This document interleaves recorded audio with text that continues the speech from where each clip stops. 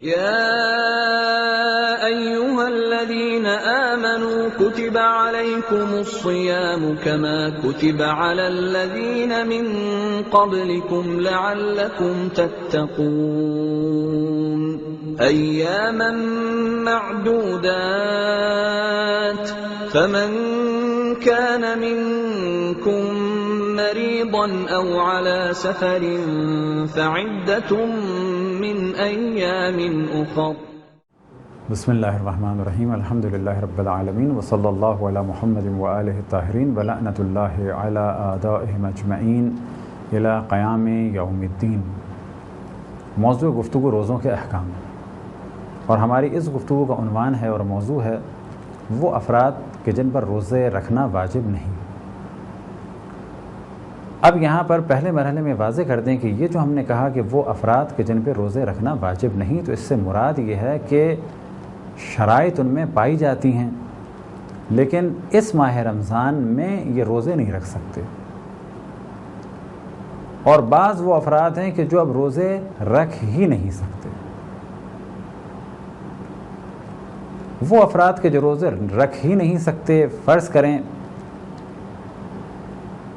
کہ کوئی اتنا بوڑھا شخص ہو کہ جو روزے رکھ ہی نہیں سکتا، اس کے لیے رکھنا ممکن ہی نہیں ہے۔ اتنا بوڑھا شخص مثال کے طور پہ کوئی 100 سال کا، بہت زیادہ کمزور نہیں فلاغر، اور ابھی روزے نہیں رکھ سکتا، تو کیا اس پر واجب ہے؟ کچھ تو کہا جائے گا اس پر نہ قضا واجب ہے، کیونکہ اب یہ قضا کر ہی نہیں سکتا، اور نہ ہی اس پر فدیہ واجب ہے۔ لیکن اگر کوئی شخص اتنا بوڑھا نہیں ہے یا اس کی ایسی حالت نہیں ہے کہ وہ روزے بالکل ہی نہ رکھ سکے، بلکہ یہ کہ اس کے لیے روزے رکھنا کچھ مشکل ہے، تھوڑا سا مشکل ہے، البتہ کون کہ جو بوڑھا ہے کافی، ورنہ تھوڑا بہت روزہ رکھنا مشکل تو سب کے لیے ہے۔ ایسا شخص کہ جس کے لیے روزہ رکھنا بالکل ناممکن تو نہیں لیکن کچھ مشکل ہے، مشقت کا سبب ہے، تو ایسا شخص بھی روزے تو نہیں رکھے گا، یعنی اگر اتنا بوڑھا ہے وہ، لیکن اسے ہر دن کے بدلے 1 مد طعام یعنی کم سے کم 750 گرام گندم یا جو یا کھانا دینا ہے کسی بھی ایک مومن فقیر کو، ایک دن کے بدلے 750 گرام۔ اب اگر 30 دن کا ماہ رمضان ہوا ہے تو یہ بن جائیں گے 22.5 کلو، البتہ اگر اللہ نے دیا ہے تو اس سے زیادہ دے تو بہتر ہے۔ کفارے کے بارے میں بیان ہوا تھا کہ 1 دن کے بدلے یا 60 روزے رکھنے ہیں یا 60 مسکینوں کو یعنی 60 افراد کو کھانا کھلانا ہے۔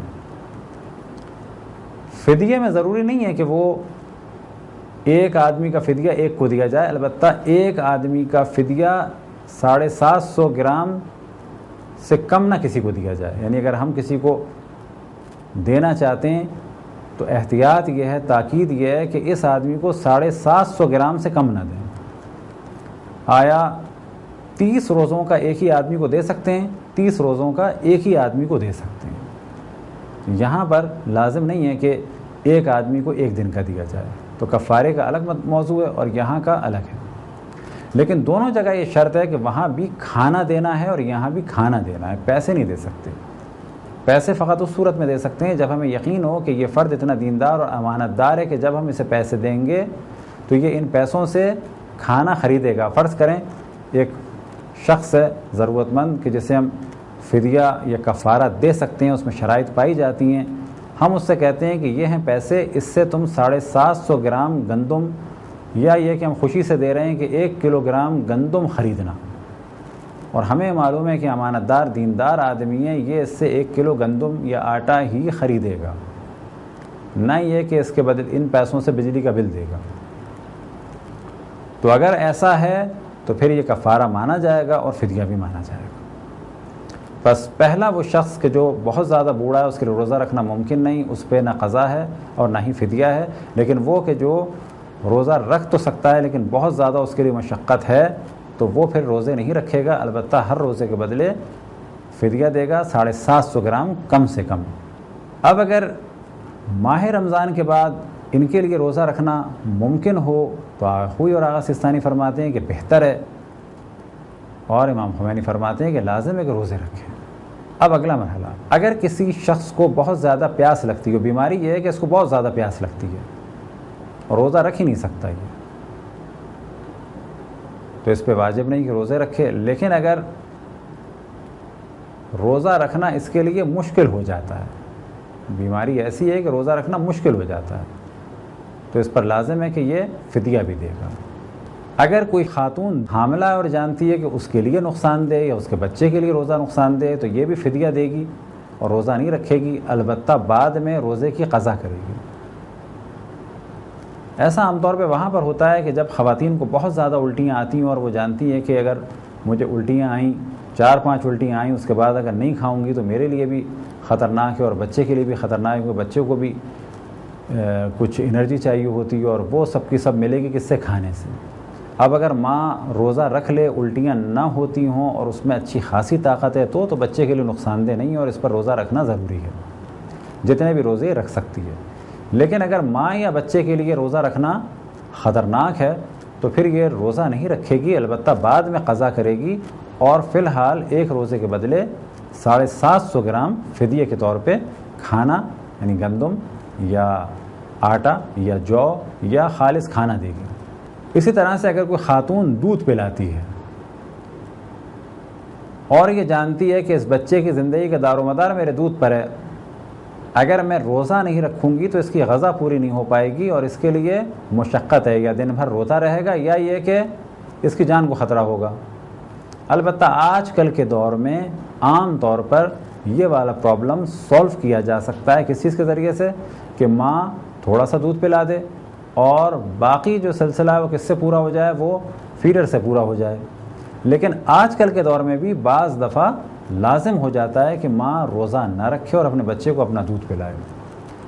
ایسا کب ہوتا ہے؟ ایسا بعض دفعہ جب ہوتا ہے کہ جب بچہ انکیوبیٹر پہ ہو یا بہت زیادہ ویک ہو، ڈاکٹروں نے یہ کہا ہوا ہو کہ اس وقت اس بچے کے لیے ماں کے دودھ کے علاوہ کسی قسم کا دودھ بھی نقصان دہ ہو سکتا ہے اور ہم رسک نہیں لیتے، کیونکہ اگر اسے اتنی کمزوری کے بعد کہ انکیوبیٹر سے ابھی نکلا ہے، اگر ہم نے کوئی پاؤڈر کا دودھ دیا اسے، ممکن ہے اسے سوٹ نہ کرے اور اسے ڈائریا ہو جائے، موشنز ہو جائیں یا الٹیاں لگ جائیں تو اس کے لیے خطرناک ہوگا، لہٰذا ماں ہی دودھ پلائے۔ اور ماں کی کنڈیشن ایسی ہے کہ اگر وہ روزہ رکھتی ہے تو دودھ پورا نہیں ہو پاتا۔